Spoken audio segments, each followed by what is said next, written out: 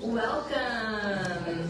Welcome to Purposeful Life. We're so glad you guys are here tonight. We have a great program for you tonight. We just wanted to start today by letting you know if you have any questions, you can always email us at purposefullifebcs@gmail.com, and if it's for somebody specific, you can ask for that person. If not, we'll just figure out who needs to answer you. We have a flyer on the back about the sensory-friendly movies at Cinemark. So those are awesome. If you've never been, you can bring your own food. The lights are up. It's not as loud. And the specific movies that are showing right now are back there on the table. And then we seem to be missing. We are missing a slide. That's okay. I want to thank Central for donating this space to us and for sending somebody to turn the sound on for us and providing other things, drinks for us. Also, the meals were provided tonight by Rooted Family Health. Dr. Imperial is awesome supporter of Purposeful Life, and we really appreciate that. Also, Peace Sun and the PATH students are helping us with childcare tonight. We really appreciate them. So thank you guys. All right, before I introduce our speaker, somebody's going to come and just give us a brief announcement about one of the handouts that you picked up when you came in.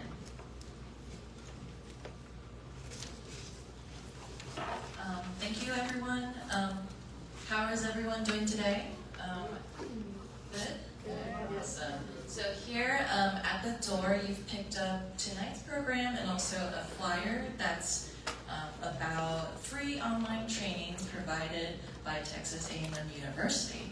And so there are 10 training topics, things like finding, evaluating, and choosing the right mental health professional, primary care physicians, and also IEP meetings, early child care interventions, health insurance, and Texas Medicaid, and all these great, wonderful topics. And so we're hoping to find whoever's interested. Please use the QR code at the top of this flyer and sign up for these online courses. And so once you complete any pre-training surveys, the training course, and the post-training surveys, and if you're the first 100 people to complete this, you'll be able to get an additional 25 Amazon gift card. So this is a really great opportunity. So far, I know that we probably only have 25 people who have signed up for these training programs. So don't hesitate, just sign up, and then we'll be able to get this information to you as we receive this form. So, and one more thing. So howdy everybody. So so this is actually inspired from my child. I have a 5-year-old child. He has intellectual disability, autism, and he's nonverbal now. So I just got a grant from the TCDD, the states, and to do this project. So I think what I try to do is this topic are very important because it's all targets on the brother's body, the health care. So I think a lot of time we're struggling for health care. We think about, we got a health care, that's great. But sometimes the quality is not there. So that's the challenge and the motivation for me to do this project.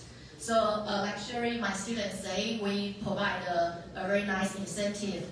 You can get up to $450. So who wants you to get this money? Because I know it's not easy. I mean, I think the best way to give our community is just like give you guys money, and then because we need the money. I mean, once I have a child with special needs, I was desperate to need the money because I feel like they cost a lot, like all the medical expense, a lot of things. So that's why I was able to put a large portion of the fund to give people like incentives. So that's a $450. So I want everybody here to get $450. So please, and then I love to spend all this money and to everybody. Yeah, thank you everybody. And it's being offered in Spanish and in English. So Don't let that keep you from signing up. So our next session is February the 6th, and so we are not meeting in January. There will be no meeting in January, okay? Because it was just around the new year, and our students aren't back to help us with childcare, so that's why we're not having it. All right, so tonight we have the wonderful Robin Miller. She is a program director at Texas A&M Center on Disability and Development, and I'm just really grateful to her. I've worked with Robin for a long time, and she's a good one. So come on up.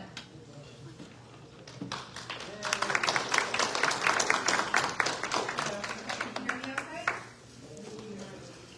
Where's my microphone? Can you hear me? Yes, okay. Okay, so hi everybody. I do see some familiar faces. I might look a little bit familiar to you. I've been with the CDD now at A&M for 3 years, but prior to that, I worked for 4.5 years in College Station ISD in special education, and prior to that, I worked for 15 years at Bryan ISD. So I've been around in this community working with families with children and youth with disabilities for a little while. It's a long career. So I'm really happy to talk with you tonight about a topic that's really important to me and that is the focus of a lot of my work. At the Center on Disability and Development, I have spent most of my time working on projects that are designed to increase employability for students after they graduate from high school.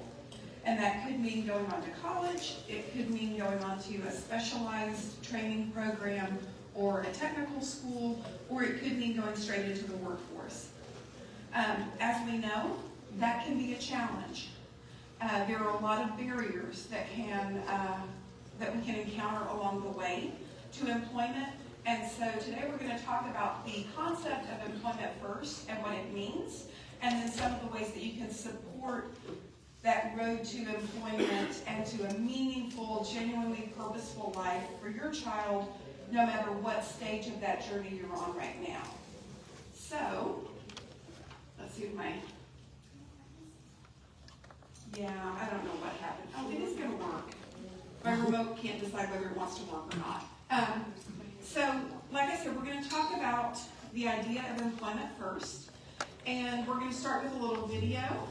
This is called the hiring chain. It was developed a couple of years ago for International Down Syndrome Day, and it just talks about the value of employment, not just for individuals, but also for the larger community. Oh, wait. Don't do that. Let's just do this. Let's play it safe.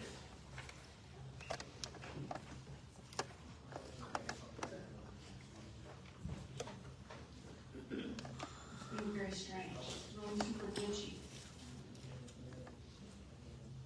Let's restart the slideshow and see if we can get it to work again.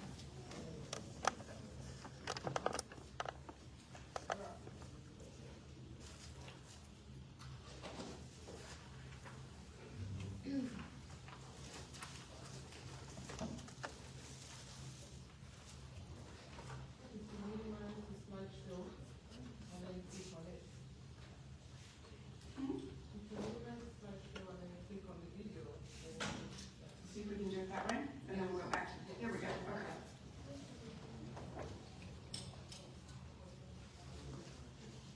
So it's still not wanting to go. Okay, well that is very disappointing, but we're going to move on. That is in your slideshow. Please watch it when you get a chance later. It is really lovely. As it says, the music is by Sting. It's very well done. And the point of the video is that it shows that first a baker hires a young lady named Simone, and then she is working in the bakery, baking and working with customers, and then someone sees her working and they're inspired to hire someone else with a disability, and then someone sees that person working, and they get hired somewhere else.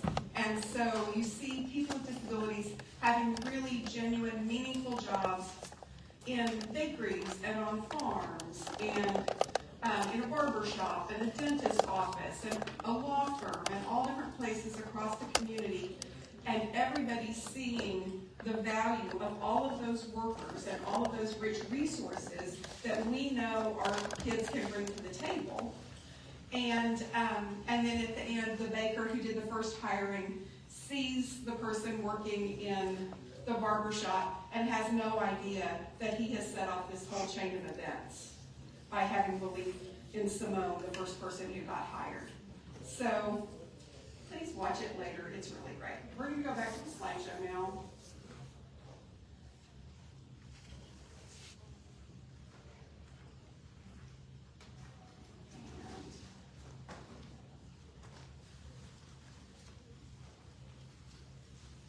Okay, so the first thing is, I've mentioned employment first, and the question is, what does that mean really?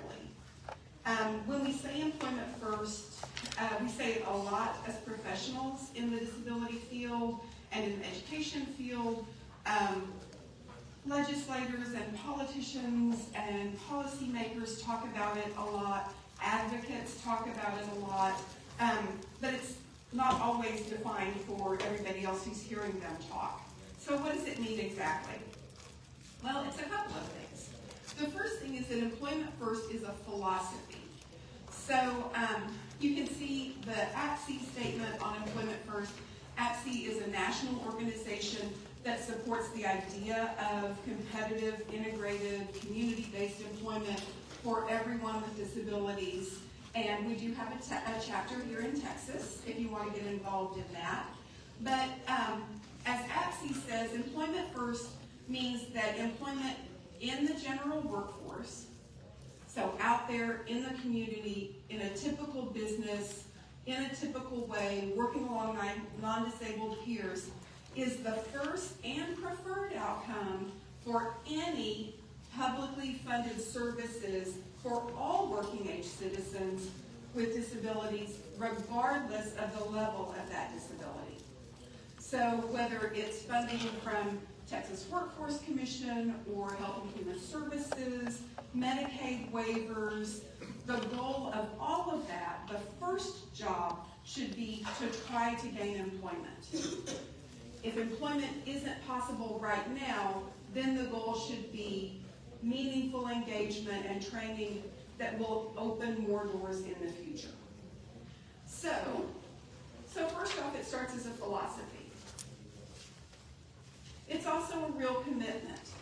So when a state says that they're an employment first state, that means that their legislators, their state level agencies that serve people with intellectual and developmental disabilities are all committed to the idea that everyone with intellectual and developmental disabilities is capable of performing a meaningful work in a typical integrated employment setting, and that everyone should receive, as a matter of state policy, employment-related supports and services as the first priority over a facility-based service, a day hab, other types of services. So that, again, that first push is employment, and the other things are fallbacks.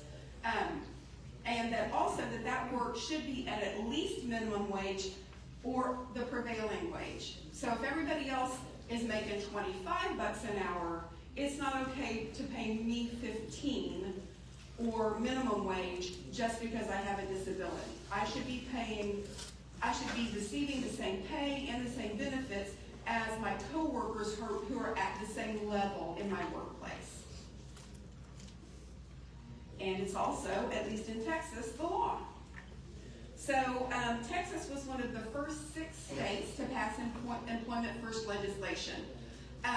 That's kind of impressive. We're not usually among the first 6 states to do a lot of things. And so we're a pretty conservative state, and that's okay. It's a perfectly valid approach to our state government. But in this one area, we were one of the first 6 to say, this is a really important policy priority and we're gonna pass this legislation. So a lot of states have, instead of a law, they have either an executive order signed by their governor, or they just have agency policies supporting employment first, but we actually codified it. We put it into the law and said, this is our goal as a state. And so that's a really impressive level of commitment for Texas. Have we perfectly achieved it? Not yet, but we are still working on it. And all of our state agencies really do have a focus on this. I work with a lot of our state agencies, and this really is a very important push at the state level and at the local offices. So, what's that really look like? When we start trying to put that into practice, what does employment first look like? So the first thing is, it's a movement away from sub-minimum wage employment. So way back in 1938, Congress passed Section 14C of the Fair Labor Standards Act. And that means that way back in 1938, Congress said that in order to provide employment for people with disabilities, people who held a special license could pay people with disabilities less than all of their coworkers. And in fact, they could pay less than the minimum wage that is required for the rest of our citizens. So initially, they said you had to pay at least 75% of minimum wage. In 1966, it was dropped to 50%, and it has stayed there ever since. And as it turns out, research in very recent years has said, yep, average is about 50% of what their non-disabled peers are making to do the same job. So, as of May 1st of this year, Texas had 26 sub-minimum wage providers. And that doesn't sound like very many for a state the size of Texas. But you have to understand that those 26 providers can be very large organizations. So a 14-seat provider might be a small local community organization, a nonprofit that's trying to build skills and support people on their way to full paid employment. It can also be a very large organization. So one of those 25 is Goodwill Industries, and or 26 rather, is Goodwill Industries. And Goodwill Industries has 140, roughly, locations in the state of Texas alone. So when I say there are 26 sub-minimum wage employers, one of those has 140 locations. And then that also includes all of our state-supported living centers. And if you're not familiar with that term, that's what we used to call our state schools.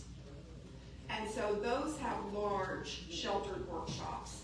And so it's a much larger number of employees than it sounds like when you first hear 26 employers. I would say, though, since I've mentioned Goodwill, that Goodwill does a combination of sub-minimum wage and competitive wage employment. And we are working with them on a pilot project to help facilitate that move from the sub-minimum wage portion of Goodwill through training into competitive wages, either within Goodwill or in another business in town. So they are working with us on improving their model. They're committed to that change. Okay, so if we're looking at that move to competitive integrated employment, what does that look like? By definition, that is going to pay at least minimum wage, and it's going, like I said, it's going to pay the same as non-disabled coworkers. Those workers are also going to get the same benefits as everybody else. They're going to be paid by the employer, not by some state agency.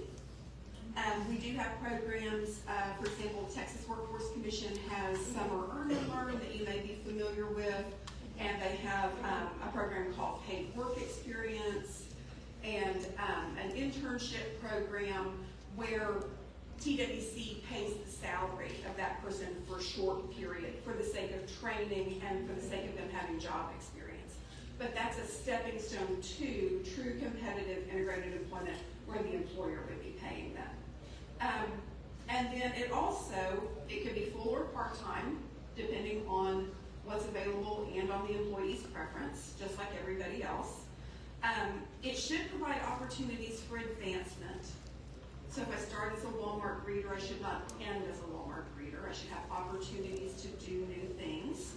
And it should take place in the community alongside non-disabled coworkers and customers if there's a customer interface for that particular job. It shouldn't be hidden away in a sheltered workshop environment, because that community engagement is a really important part of employment for all of us. Okay, so what do we do?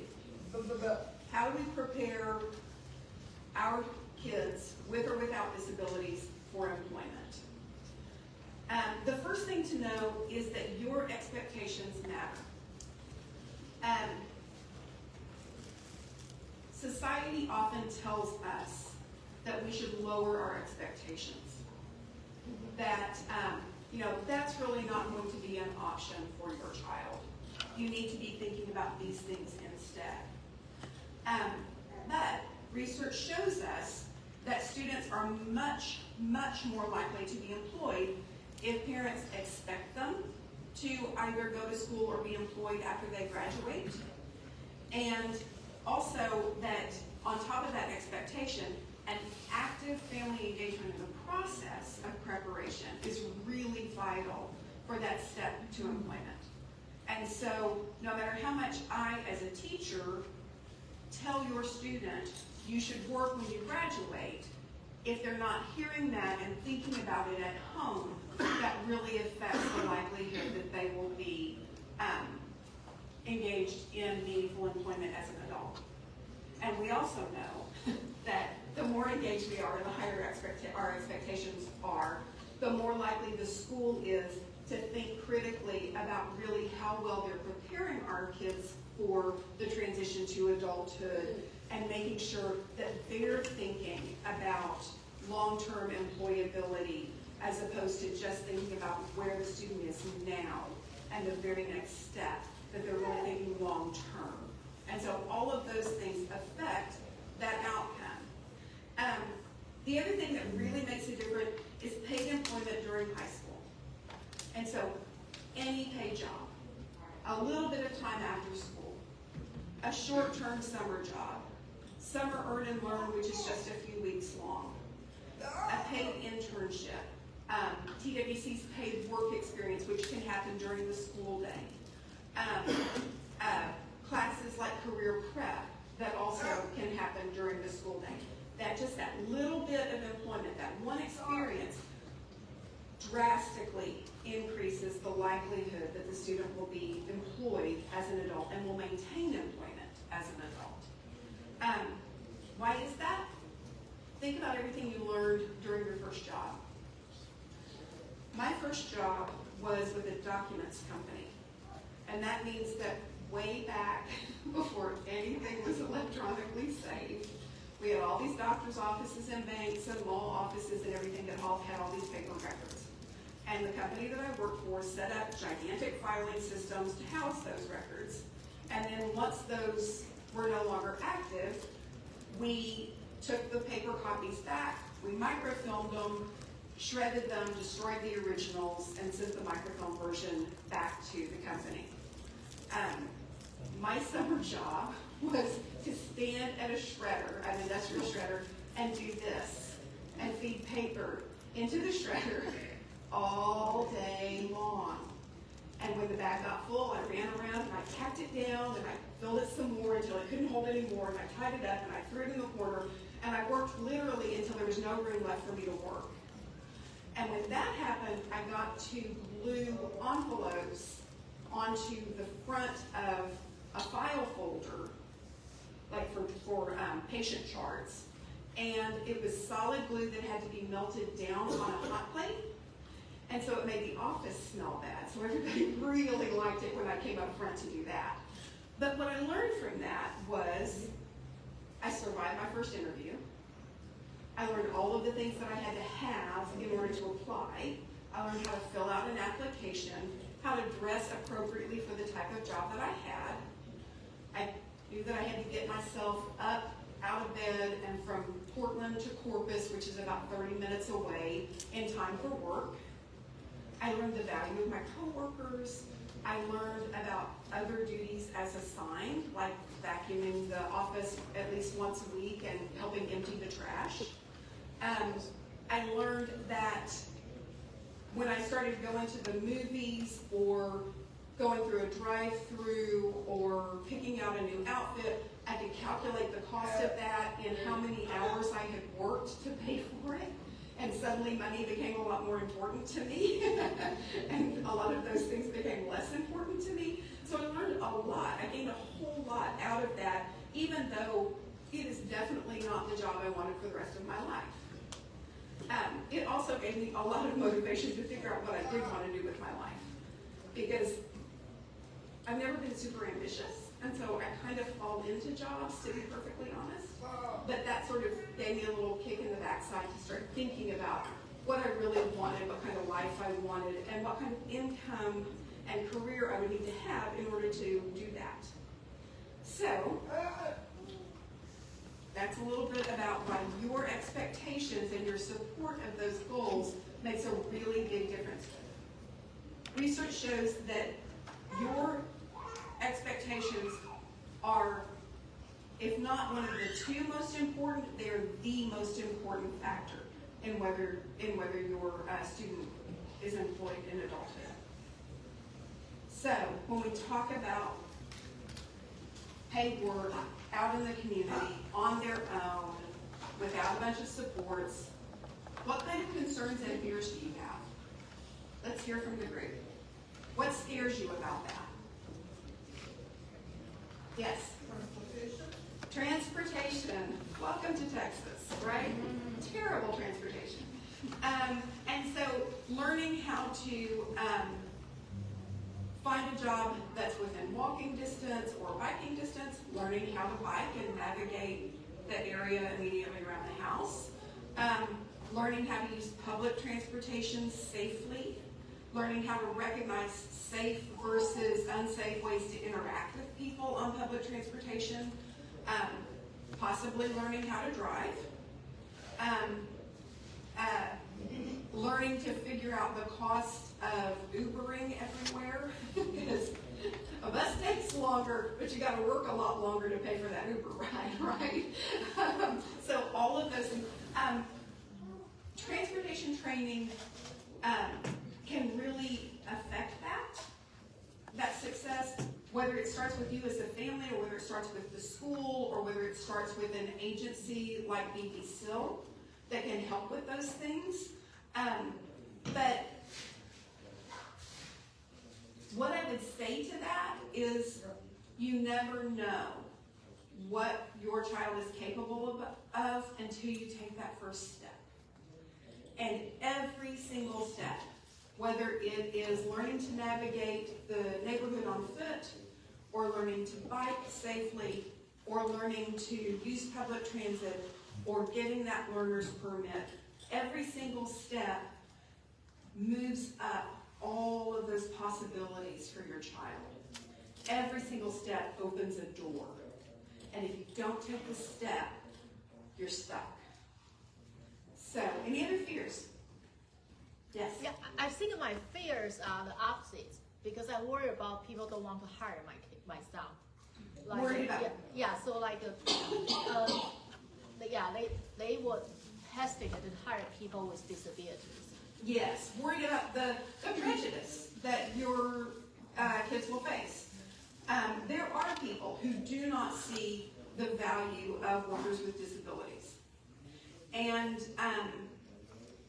unfortunately, one of the few ways that we can address that is to become more visible in the community. So the more we open those doors, the more doors will be opened. And so that is something that you have to be aware of.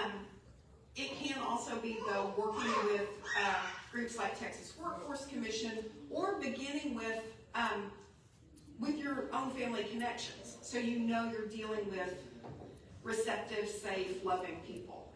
That first job that was so awful, I had that job because my sister had it before me, and she was still working there but was in a better position. And a few years after that, my older sister needed to move home from college, and she worked there in their sales force. That all happened because my mother knew Lloyd Holmes, the guy who owned the company.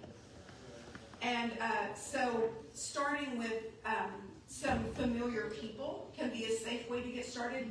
And by the way, one of the things that we've learned, especially from the iGrow project, our project that works in rural communities, is that it's a lot easier to get the yes from a local small business than it is from a corporate employer.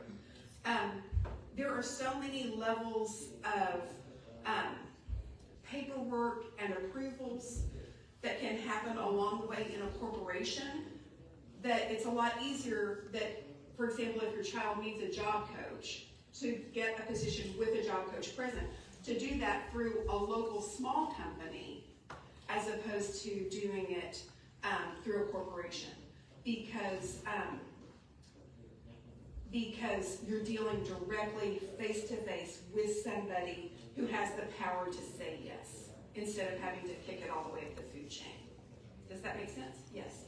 Well, somebody's question is, what about with the loss of DEI in Texas?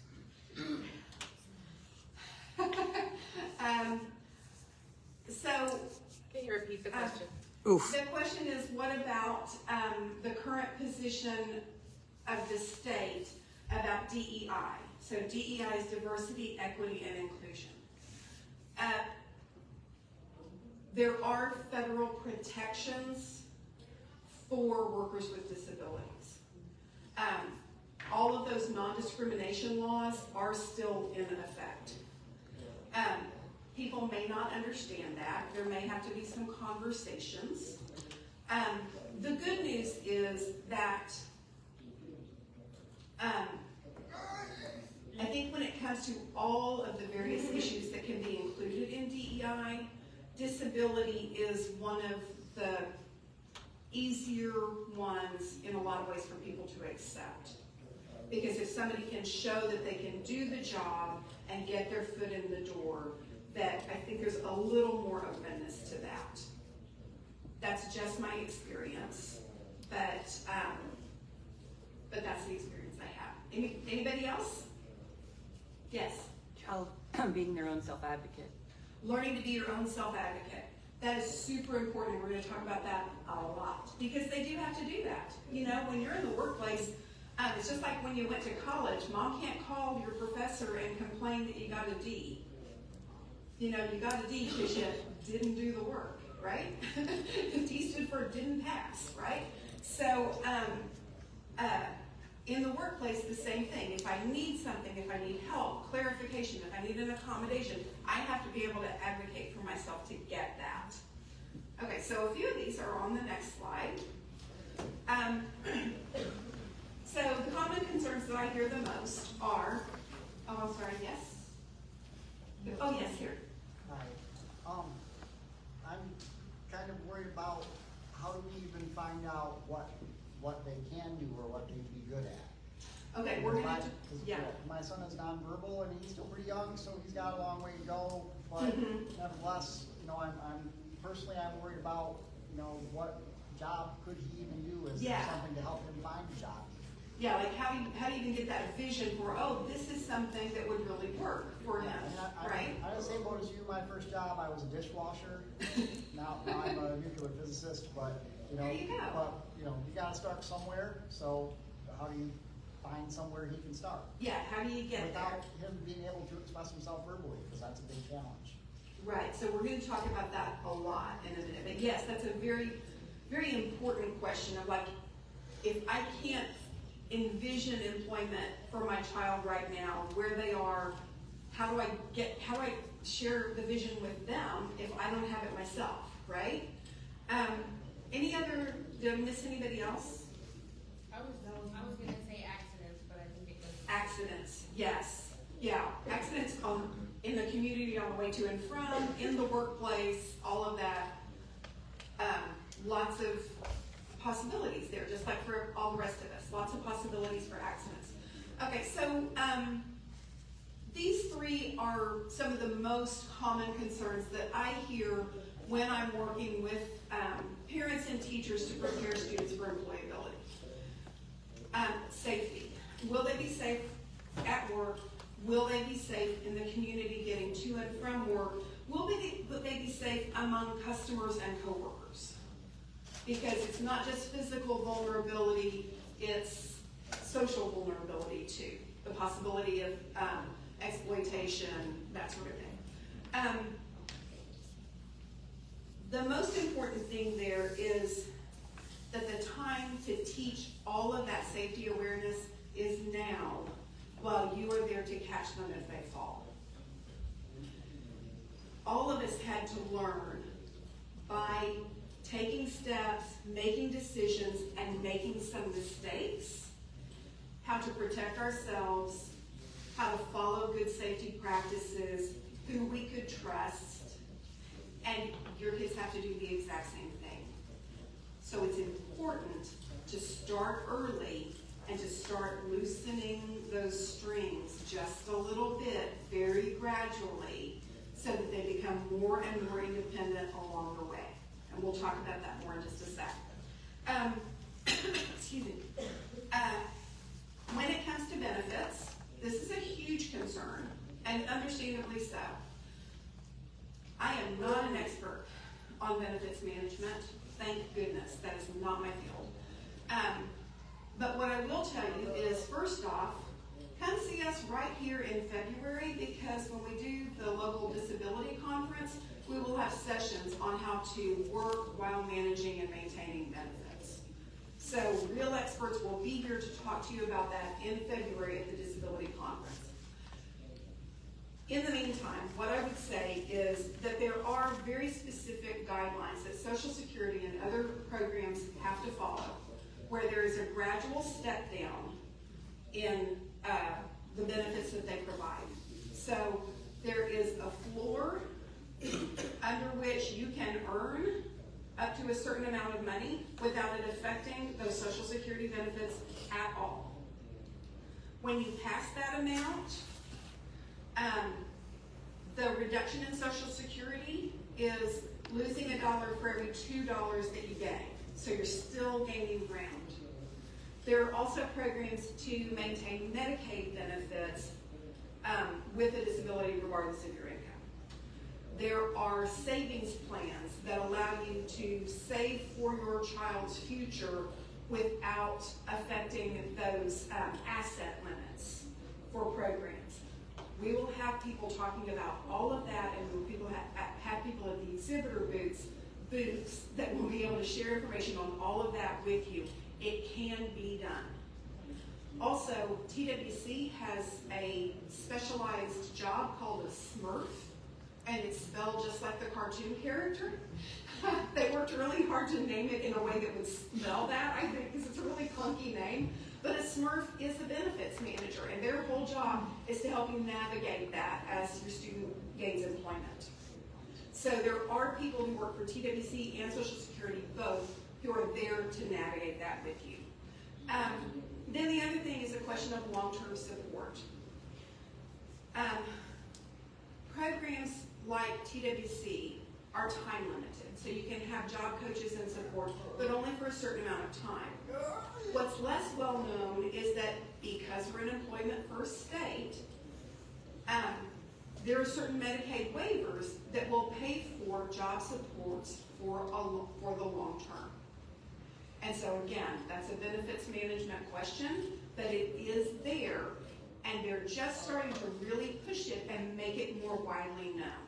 It's been kind of this little hidden secret for a while now, but it's becoming more well known.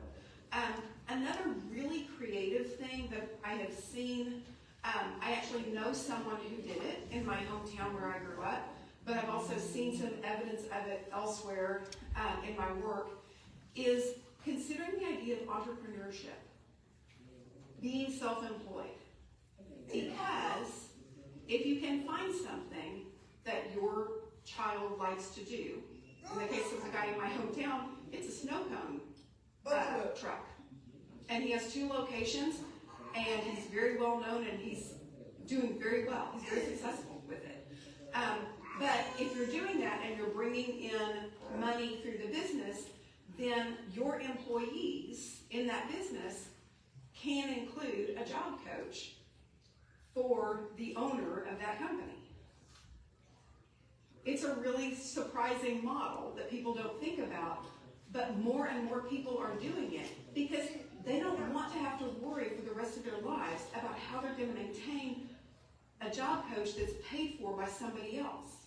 And so they come up with creative things and use their students' talents to create a small business, and then they gradually build in job coaching and other supports into the employees in that business. So, it's a creative way, but it's something to think about, especially if you have time to really look into your child's interests and talents. So, let's see where we are. Real quickly, why is it worth the risk? I'm going to preach to the choir here. Why is it important to work? What's the value? It promotes independence. Would anyone like to not be roommates for the rest of your lives? It provides income and other financial benefits because, let's face it, if you're going to stay on benefits, on government benefits for the rest of your life, you are going to stay in a low income bracket for the rest of your life because that's how they're designed. So moving beyond benefits gives you that possibility for your child to become more financially stable. Social engagement and a sense of community. We get so much from our coworkers and from all of the other people that we encounter in a day. The idea of students graduating to the couch and being home all day, or being in a sheltered environment with a very few people all day, breaks my heart. Because we need other people, and we need a diverse group of people. We need supports beyond our family. When things go wrong, I do have a sister in town, but I also have a whole lot of other people I can turn to, and that's important. I also have a lot of people that I can just have fun with and spend time with, and that's important. And employment and community engagement is the way to make sure that that's still going to happen when all of those situational friends from high school move on with their lives and aren't around anymore. Having a sense of purpose. You know, even when I was shredding paper and melting stinky glue for a living, I was saving for college. I was helping all of those hospitals and doctor's offices and law firms serve people in my community. I was relieving some burdens on my family. I was contributing, and even with that horrible job, I had a sense of purpose. My big soapbox is that it fosters growth and prevents a loss of skills. We all know that when we stop practicing something, we lose the skill. And if we just do it the exact same way forever, we don't grow and get new skills.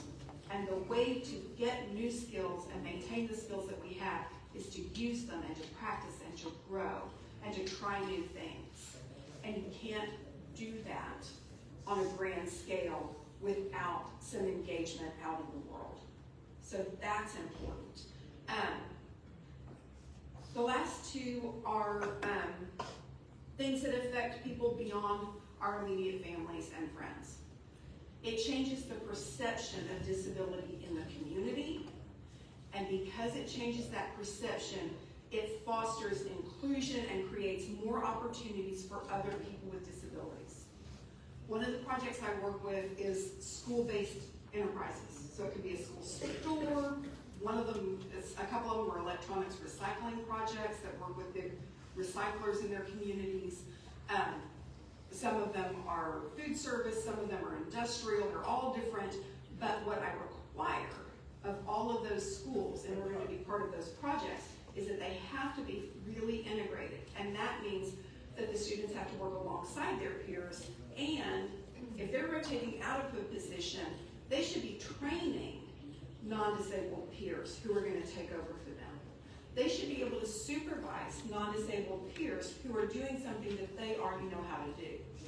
And so building those perceptions is good for our students, but more importantly, in the long run, it creates a whole cluster of young adults graduating and becoming coworkers and supervisors and customers who see disability in the community, in the workplace, as normal and not adorable, right?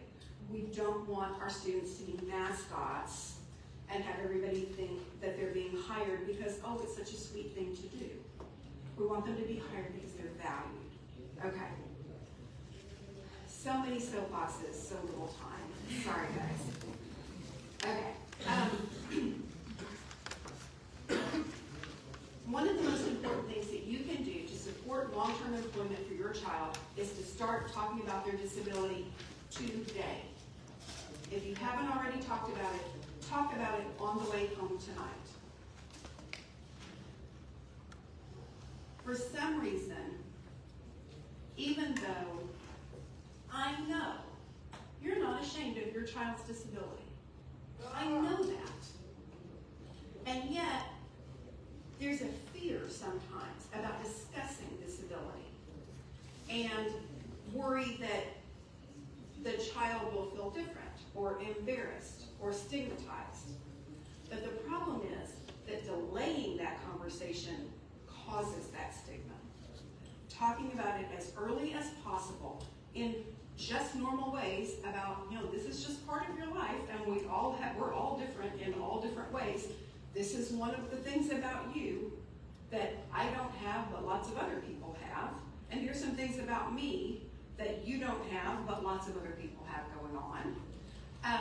And just making it a normal thing and talking about how to work around the areas where it causes problems, how to recognize the way that it makes them a stronger, more interesting, better person is really important, because delaying that conversation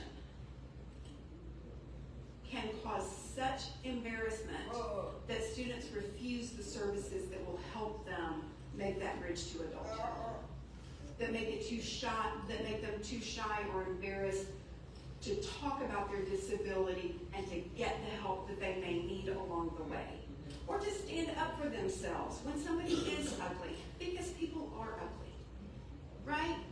Not most of us. Most of us are nice, but on occasion, people are ugly. And having that self-awareness and that self-confidence when they're young is really important for long-term success. So start early. And the earlier they're self-aware, the less vulnerable they're going to be in the long run. So that decreases that safety risk if they know these things. So here comes another video that you have to watch later.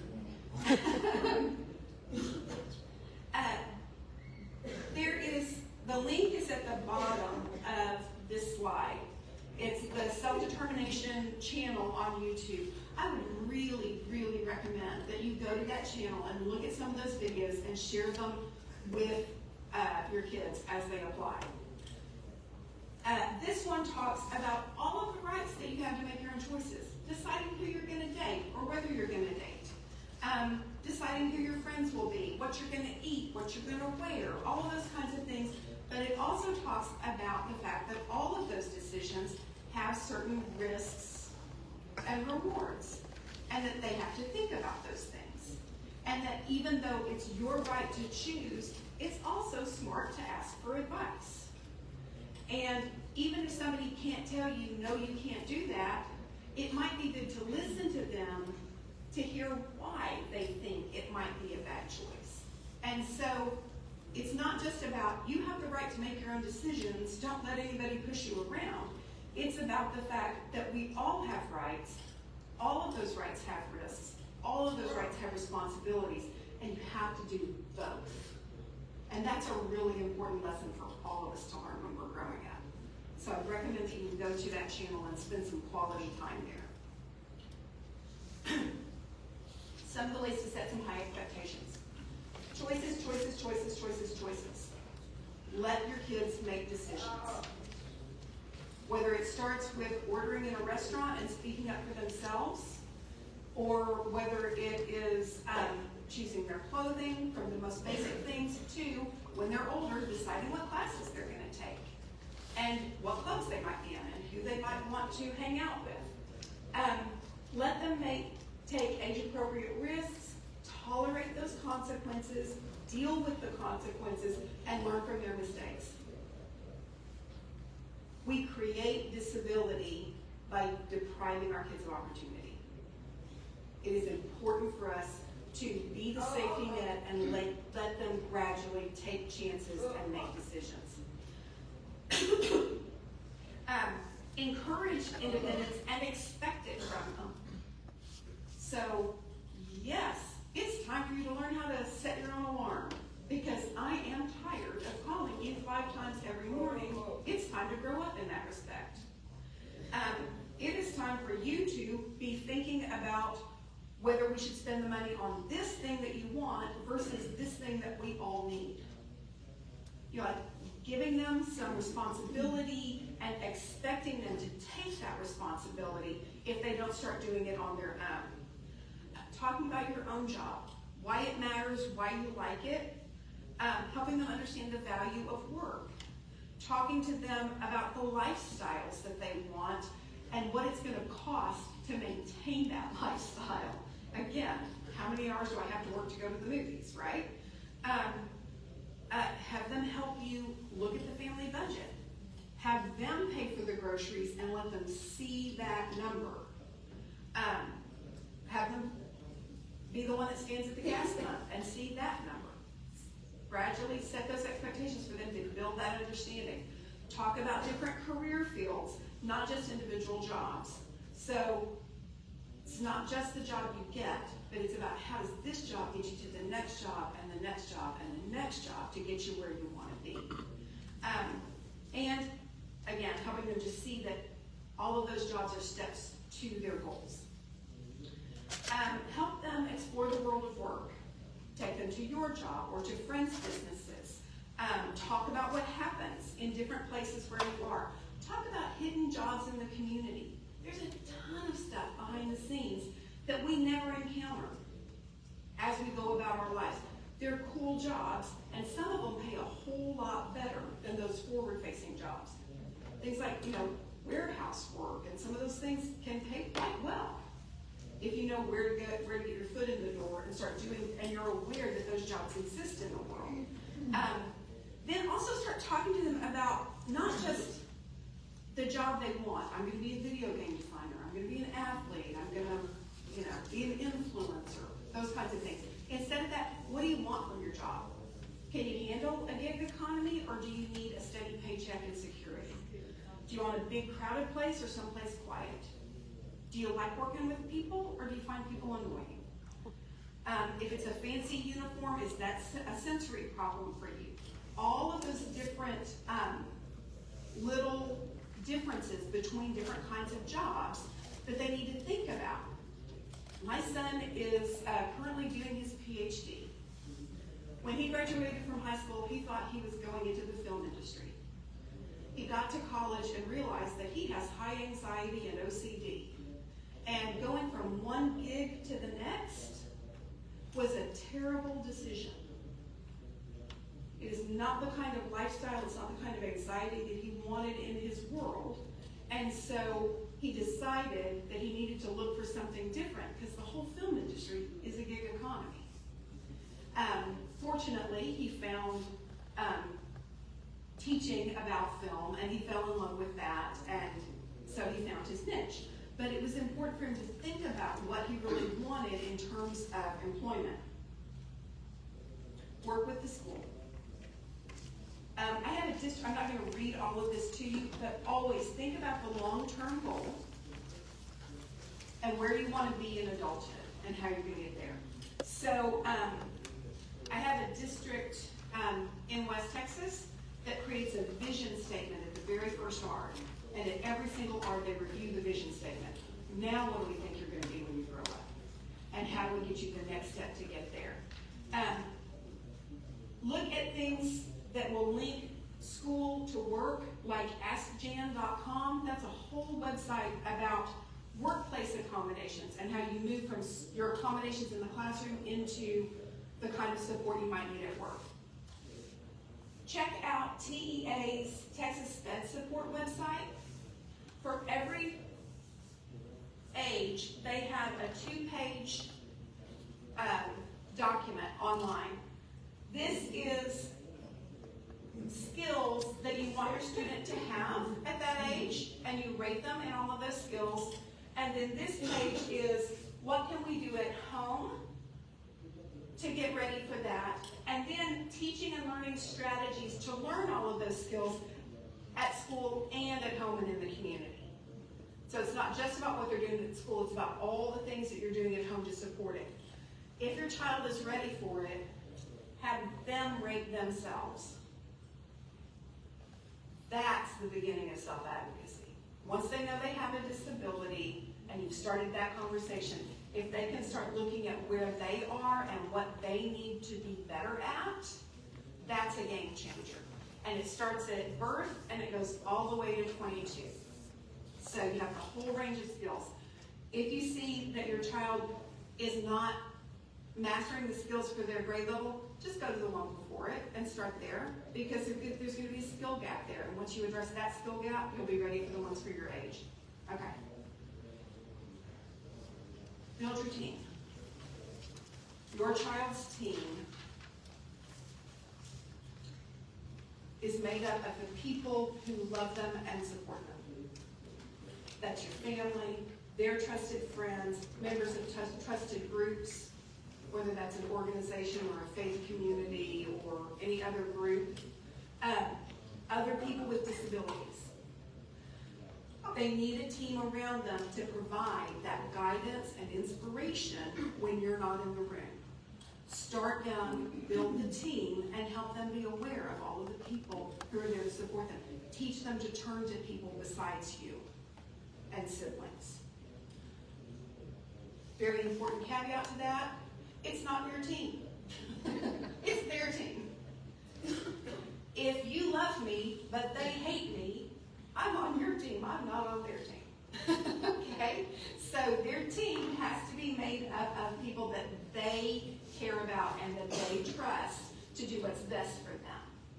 And that they enjoy being around, at least in some capacity.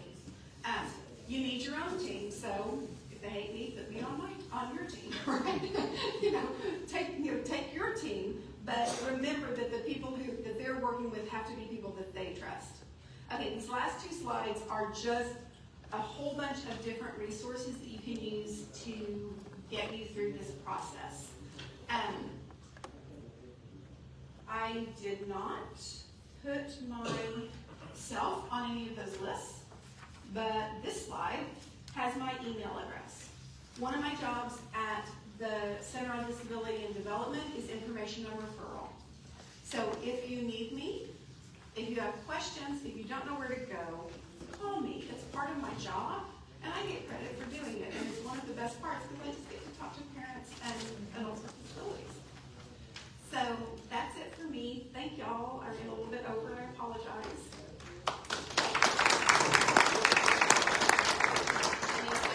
Oh, oops. Sorry.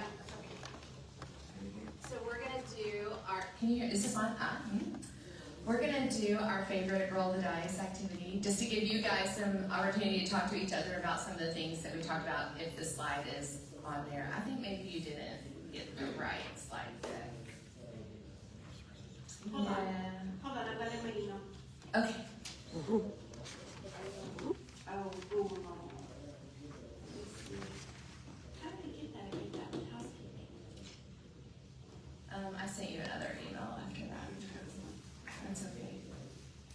So while we're doing this, there's a survey that you picked up when you came in. If you go ahead and fill out that survey right now while we're doing this little technical difficulty, I would appreciate it. Thank you to those who've been with us online. We're gonna close out our online session.